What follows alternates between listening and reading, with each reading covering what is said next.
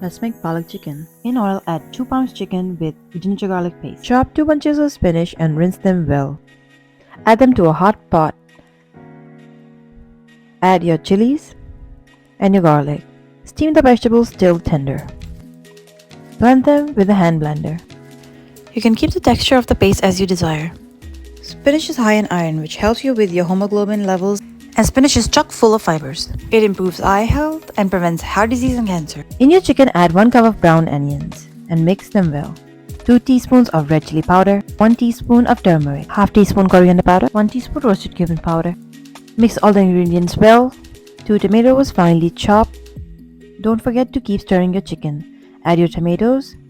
Keep the heat on medium. Add your spinach paste and mix it all together. For tadka, add oil, cumin, and whole red chili peppers. When the tadka is ready, you can add it to your dish and enjoy it hot. Please share, like, and subscribe for a lot more content.